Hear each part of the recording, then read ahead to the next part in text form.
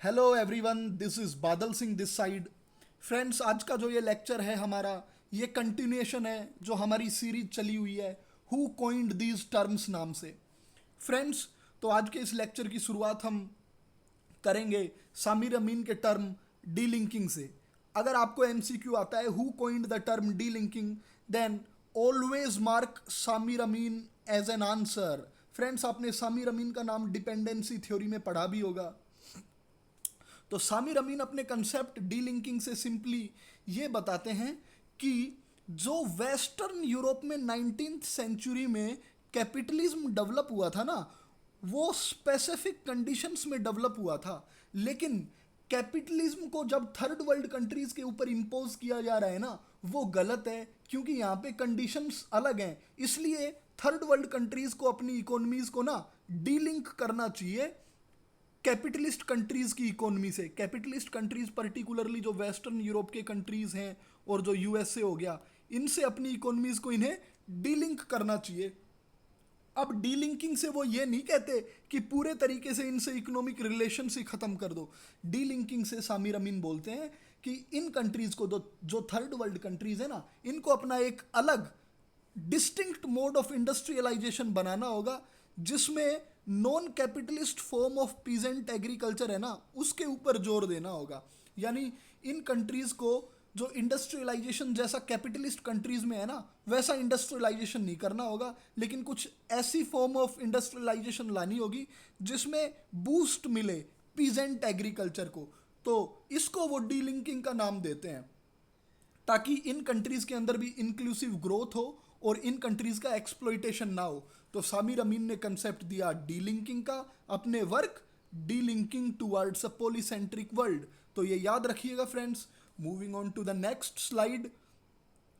अब आ जाते हैं एक और इम्पोर्टेंट टर्म जूडोक्रेसी के ऊपर। देखिए, बहुत ही इंपॉर्टेंट टर्म है जूडोक्रेसी। अगर आप किसी सब्जेक्टिव एग्जाम में भी बैठते हैं ना, वहां पे भी अगर आप ये टर्म ड्रॉप कर देंगे ना, तो मजा आ जाएगा आंसर पढ़ने वाले को।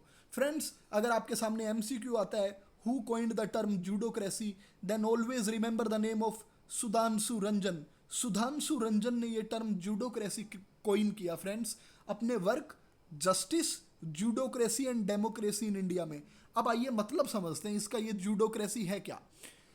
फ्रेंड्स, जूडोक्रेसी से वो सिंपली बताते हैं कि judocracy signifies judicial overreach resulting in violation of separation of powers. जब जुडिशरी ना जुडिस अपने एक्शन से ऐसे दिखाने लगे कि अब जुडिशियल ओवर रीच हो रहा है, यानी जुडिशरी कुछ ज़्यादा ही दखलंदाजी कर रही है सरकार के मामले में, और इससे सेपरेशन ऑफ पावर्स वोयलेट हो रहा है, तो उसको बोलते हैं जूडोक्रेसी। फ्रेंड्स, जुडिशियल ओवर रीच का एग्जांपल जैसे मान लीजिए जो इंडियन जुडिशरी है वो क्या करती है, बहुत ही ज़्यादा हाइपर एक्टिव हो जाती है, and that results into judicial miss adventurism, और उसको जुडिशियल ओवर रीच का नाम भी दे दिया जाता है। फॉर एग्जाम्पल, मान लीजिए क्रैकर्स बैन करने हैं, तो ये काम फ्रेंड्स स्टेट लेजिस्लेटिव असेंबली देखेगी कि हमारे राज्य में पटाखे बैन करें या नहीं, इससे प्रदूषण हो रहा है। दिल्ली में बैन करें या नहीं, वहाँ की म्यूनिसिपालिटी देखेगी, बड़े शहरों में म्यूनिसिपल कॉरपोरेशन देखेगी। बट इन छोटे छोटे कामों को भी अगर जुडिशरी देख रही है, तो ये जुडिशियल ओवर रीच हो रहा है, यानी जुडिशरी अपनी ही सरकार चला रही है, अपने हिसाब से करवा रही है सब कुछ। तो सुधांशु रंजन ने टर्म कोइन किया जूडोक्रेसी, याद रखिएगा फ्रेंड्स। चलिए आगे बढ़ते हैं। ये देखिए, एक और नया टर्म लेके आया हूं मैं आपके लिए, new wars. If you ever encounter an MCQ कि who coined the term new wars, तो मैरी कैल्डोर का नाम याद रखिएगा। ये एक ब्रिटिश अकेडमिशियन है, Mary Kaldor, who coined the term new wars. अब न्यू वॉर्स इन्होंने ये टर्म ना यूज किया डिस्क्राइब करने के लिए वो वॉरफेयर जो पोस्ट कोल्ड वार एरा में चला। पोस्ट कोल्ड वार एरा यानी कोल्ड वार जब खत्म हो गया था ना 1990s के बाद, जब जो वॉर हो रहे थे, उनके लिए ये यूज करती हैं टर्म न्यू वॉर्स। इस टर्म से वो क्या डिफाइन करती हैं कि वो बोलती हैं न्यू वॉर कुछ इस तरीके के वॉर्स हैं जिसमें ना वोलेंस होता है स्टेट और नॉन स्टेट एक्टर्स के बीच में, and these wars are driven by identity politics rather than ideology. यानी न्यू वॉर्स जो हैं ये स्टेट और नॉन स्टेट एक्टर्स के बीच में है। एक तरफ स्टेट है, एक तरफ नॉन स्टेट एक्टर्स है। एग्जाम्पल, इधर यूएसए है, इधर तालिबान है, ये टेररिस्ट ग्रुप। तो स्टेट और नॉन स्टेट एक्टर्स के बीच में जो वॉर है, जो आइडेंटिटी पॉलिटिक्स पे बेस्ड है, वो न्यू वॉर्स कहलाता है मैरी कैल्डोर के अनुसार। अब फ्रेंड्स, ये जो न्यू वॉर्स है, इसका एग्जाम्पल देख लेते हैं। आइडेंटिटी पॉलिटिक्स जैसे रिलीजियस आइडेंटिटी ले लेते हैं हम। अब एक तरफ USA, USA is an epitome of liberal values. Taliban ये क्या कर रहा है? इट पोस्टुलेट्स इस्लामिक फंडामेंटलिज्म, जिसमें थोड़ी सी कंजर्वेटिव वैल्यूज भी हैं। तो ये देखिए, आइडेंटिटी पॉलिटिक्स का वॉर हो गया ना। एक तरफ तालिबान है, एक तरफ लिबरल वैल्यूज हैं। ये बोलते हैं हमारी आइडेंटिटी बढ़िया है, ये बोलते हैं हमारी आइडेंटिटी अच्छी है। तो इसको न्यू वॉर्स नाम दिया है, जो स्टेट और नॉन स्टेट एक्टर्स के बीच वॉरफेयर है, मैरी कैल्डोर ने। नाम याद रखिएगा दोस्तों। Next is very important. आप न्यूज़पेपर्स के आर्टिकल भी पढ़ते होंगे, आप इंटरनेशनल रिलेशंस की बुक भी पढ़ते होंगे। आपने ये टर्म सुना होगा, जियो इकोनॉमिक्स। तो अगर आपसे कोई पूछे who coined the term geo economics, then always remember the name of Edward Luttwak. Edward Luttwak ने कॉइन किया ये phrase geo economics. Edward Luttwak इसको डिफाइन करते हैं, when logic of conflict meets the grammar of commerce. जब logic of conflict grammar of commerce से मिलता है ना, वो जियो इकोनॉमिक्स है। सिंपल भाषा में कहूँ तो जियो इकोनॉमिक्स का मतलब है एक कंट्री इकोनॉमिक इंस्ट्रूमेंट्स का यूज करता है अपने नेशनल इंटरेस्ट को प्रमोट करने के लिए। For example friends, Jio economics क्या हो गया? एक कंट्री अपनी इकोनॉमिक पावर का यूज कर रहा है ग्लोबल इवेंट्स को इन्फ्लुएंस करने के लिए। दुनिया में जो हो रहा है ना, वो सोचता है मैं अपनी इकोनॉमिक पावर से करूं, है ना। जियो इकोनॉमिक्स, डोनाल्ड ट्रंप ने चाइना के ऊपर टैरिफ इंपोज कर दी, टैरिफ इंपोज कर दी, ठीक है। टैरिफ वॉर्स हो रहे हैं, इंडिया के ऊपर टैरिफ इंपोज कर दी। किस लिए? अपना इन्फ्लुएंस दिखाने के लिए, अपने नेशनल इंटरेस्ट्स को डिफेंड करने के लिए। तो ये क्या है? ये जियो इकोनॉमिक्स है। इसमें क्या हो रहा है कि कन्फ्लिक्ट है तो सही, लेकिन इकोनॉमिक कन्फ्लिक्ट है, कॉमर्शियल मीन्स के थ्रू कन्फ्लिक्ट है। तो देखिए कितने अच्छे से डिफाइन किया है एडवर्ड लुटविक ने, जियो economics occurs when logic of conflict meets grammar of commerce.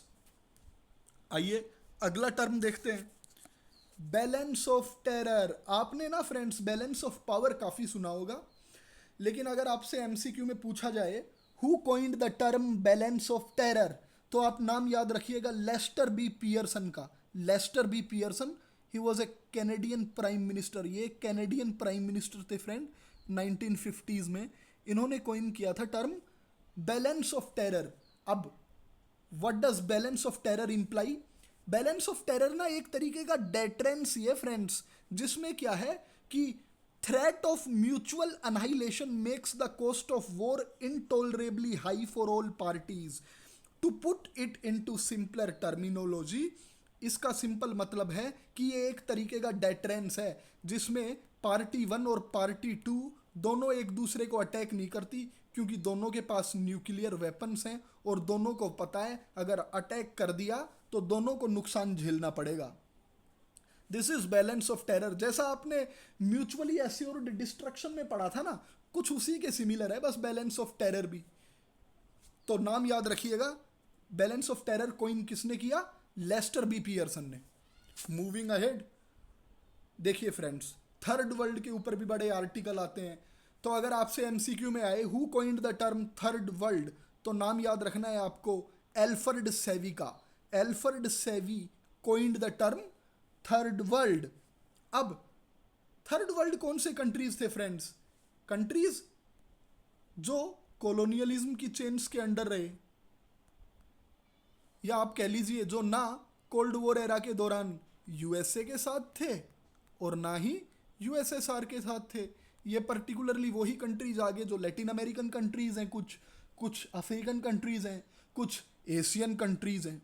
I hope main चीज़ आप ध्यान रखेंगे, एल्फ्रेड सेवी ने कॉइन किया टर्म थर्ड वर्ल्ड। अगली स्लाइड पे चलते हैं फ्रेंड्स, डिसिप्लिनरी नियोलिबरलिज्म। अगर आपसे कोई पूछे डिसिप्लिनरी नियोलिबरलिज्म किसने कॉइन किया, तो आपको नाम याद रखना है स्टीफन गिल का, स्टीफन गिल। अब डिसिप्लिनरी नियोलिबरलिज्म की डेफिनेशन ना यहाँ पे लिखी हुई है, बड़ी फैंसी सी डेफिनेशन है, लेकिन हम इसको एक एग्जांपल से समझते हैं। डिसिप्लिनरी नियोलिबरलिज्म, मान लीजिए हम पाकिस्तान का एग्जांपल लेते हैं फ्रेंड्स। पाकिस्तान ने आईएमएफ से लोन ले लिया। अब पाकिस्तान, अब क्या है, जब आईएमएफ लोन देता है ना फ्रेंड्स, तो उसकी कुछ शर्तें होती हैं कि पाकिस्तान को अपनी डोमेस्टिक इकोनॉमिक पॉलिसीज हमारे हिसाब से फॉर्मुलेट करनी होंगी। कुछ ऐसी कंडीशंस रख देता है आईएमएफ। तो अब पाकिस्तान अपने हिसाब से अपनी डोमेस्टिक इकोनॉमिक पॉलिसीज शेप नहीं कर पाएगा, आईएमएफ डिक्टेट करेगा। अब आईएमएफ में दबदबा किनका है? वेस्टर्न कंट्रीज का है, जो क्या है, कैपिटलिस्ट पावर हाउसेज हैं।